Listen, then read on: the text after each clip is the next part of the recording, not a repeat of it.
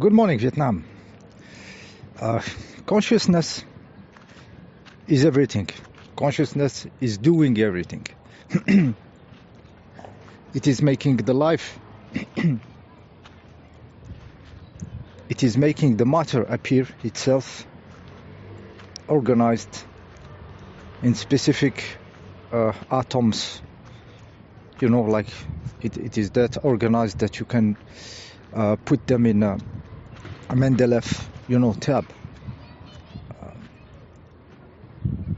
So there is consciousness in this. It's not chaos. It's not entropy. When energy collapses into the matter, it collapses into organized forms because there is organization everywhere. It is even in the way this energy falls into different types of mineral, metals, gases, rare gases, rare earths, and all the stuff. So it is organized. Just everything is organized. So this idea of entropy is really, when we push it far, we see that it doesn't have sense, because energy collapses into organized forms of matter when energy becomes matter. And like I said, the energy becomes matter by the life itself. It is manifested in the tree. It is manifested in ourselves. We do atomic operation in our body. This is why people go Breatharian, and they can do crazy stuffs. So consciousness is everything. It's not this idea that it's spiritual or it's in our head, an idea and everything. This is the old paradigm, the old dualistic paradigm that cut us from the manifestation. It looks really like this pyramid with the eye, and the pyramid of the top is separated from the bottom. Is really this duality between us, cutting ourselves from what we can do, what we can manifest, what the general consciousness is manifesting by organizing the matter. And we cut ourselves and we say, no, this is an illusion, this is stuff. This is an illusion from our point of view, from our dualistic point of view, because we try to find something in it, in the manifestation, but this is already manifested. You have to connect with the consciousness that manifests these stuffs, So your tools, your microscopes and everything, they are tools of illusion, because it's dualistic position, dualistic brain that make us go into this kind of technology and science. Okay, so consciousness is everything. When you take one kid, for example, he goes to the school and they mess up with his head by putting common core mathematics. So they are trying to dump those kids. Those kids are growing in consciousness in the matter way, in their being, in their stuff. They are growing in consciousness, And this system try to dump them, intellectually make them stupid by messing with everything, messing with mathematics that were already very, very robotic, but now they even want to take the logic out of it, by just teaching them tricks. So the kids goes into the school and he's really put into alienation, intellectual alienation. Not only emotional, not only stuff, now it's intellectual alienation. Pushed at its best with this common core mathematics. But the same kid, he go outside, he take his skateboard, and he will put some trick that nobody did on Earth. He will do a 720 degrees flip-flop or something, I don't know what. And he put something new in the reality. The consciousness is in his matter. I have seen video of young guys jumping between the buildings, high stuff, and it has never been done. Like if you see this, like some years ago, this is science fiction. The height the guy jump with his own body and the stuff he does, it's like new level of being able to do in the physicality. Even if those kids are put in pollution, physical pollution, electromagnetic pollution, mental pollution, like I said, emotional pollution, they still bring stuff that have never been seen.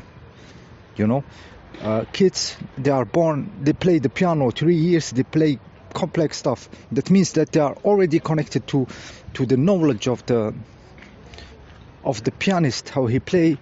They are already there, because it's not, you cannot get this level and play the piano like this. You don't have the time, 3 years of your life, 4 years, you don't have the time to master it. So those kids are not mastering, they are connecting with the universal field of consciousness growing, you know. This is why some of them are talented. Some kids I have seen, like really babies level, solving the Rubik's cube, you know.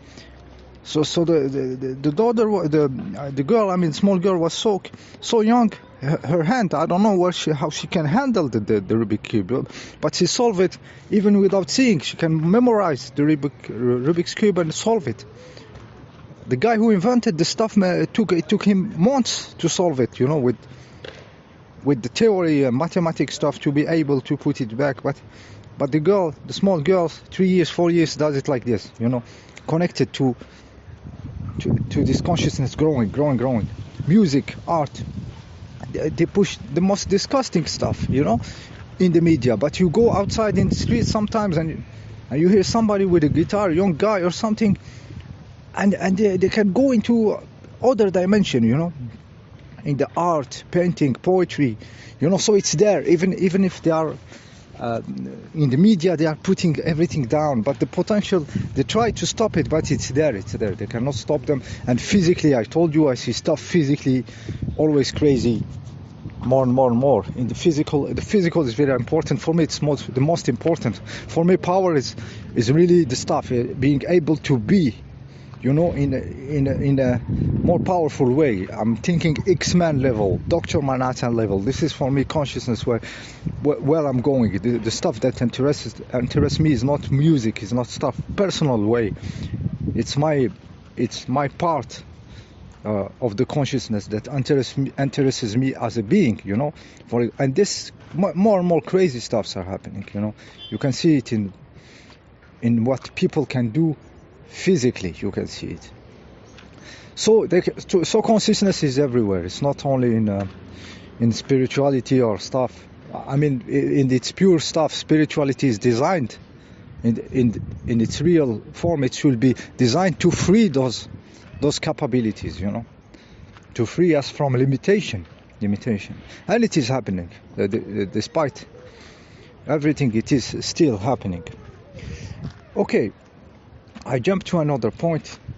When we see those countries divided with, you know, frontiers, boundaries, and stuff happening, China, Australia, and everything, we should be able to read it from another angle, which is a map of consciousness. What kind of consciousness is in Asia, in China specifically, and what kind of consciousness is in Australia? How is it different from the other? And we jump from geopolitics, for example, to some, I don't know how to call it, geo-consciousness, or you know, like a map of consciousness where there is blocks of consciousness, people thinking the same, behaving the same, you know, thinking the same and closed into their bubble, you know. And the system now is trying to keep this bubble, I think specifically the Chinese bubble, because the Chinese bubble is kind of what they want the people to be, you know, closed into conformism and consumerism, you know, and just obeying and being tracked and having points, you know, social, you know, this stuff that they are giving them and stuff. So it's kind of the kind they want. So it is very protected bubble, you know. The system try to protect it, and it's a lot of in number. They are a lot of in number, so they are important for the field, for this kind of consciousness to exist. But I think it's very fragile. And it can break this bubble of the Chinese mentality. I'm talking in general, and if you go back in the 90s, there was a sect, they call it sect, but it was just people practicing meditation in the parks. They call them the Falun Gong. the reptilian power there just slaughtered them. They killed them. They put them in prison, you know. They kill them. They sell their organs, you know. Like a woman is practicing meditation in a park, they come, they take her by the hair, and they took her, the police. And it's not even a racial stuff that she's different or something. It is just that they are producing a different vibe, that this block, this bubble of consciousness, dirty consciousness, reptilian consciousness, whatever, has been disturbed by this Falun Gong people, these spiritual beings, you know, in China. So they went hard on them, very hard. They killed them, the same as them, same nationality, same physical appearance. They killed them just because they make the stuff, the vibration different there, you know. So it's not in the, they are really struggling. They can go far to defend this.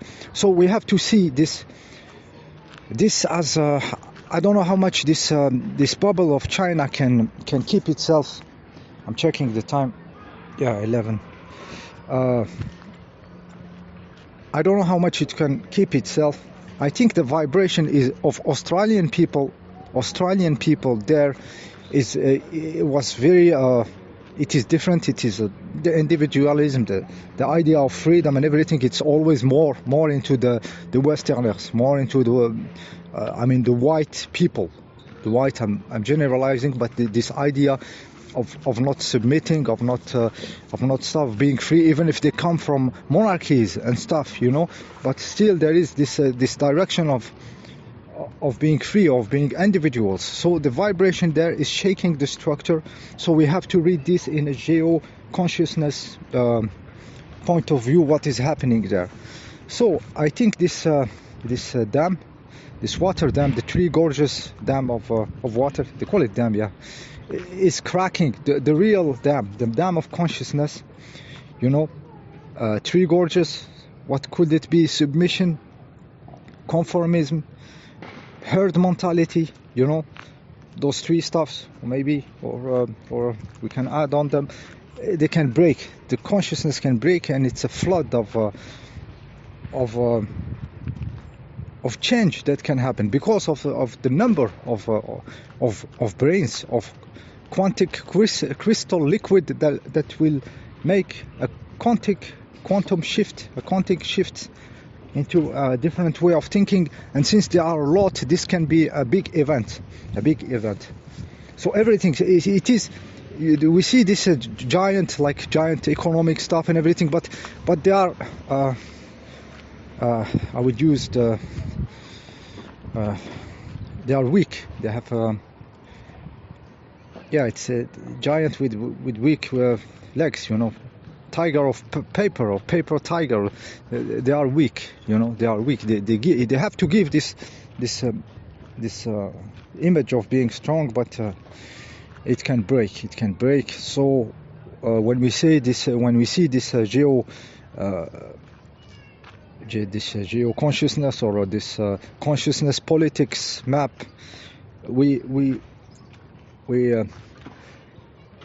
feel the reality different, and we push against this resistance and this dam, and we feel inside ourselves that it can break. I feel it can break, and I feel all this you know, this moving fast, this gesticulation, they call it. I don't know how they call it in English. When you try to move yourself, you're struggling, you know, small moves there and there, trying to control this, ban this, do this, you know, create a conflict there, talk about submarines, this and this, get pressure on the Australian people, like fascism, you know, style and everything. It's trying to contain this shift, you know.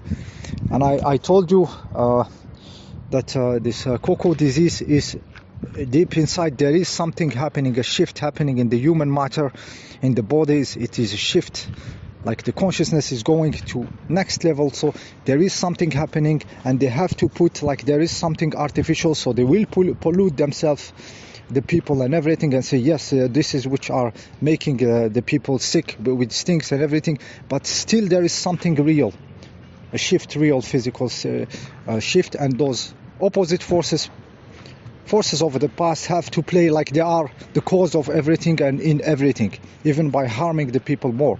See you next time.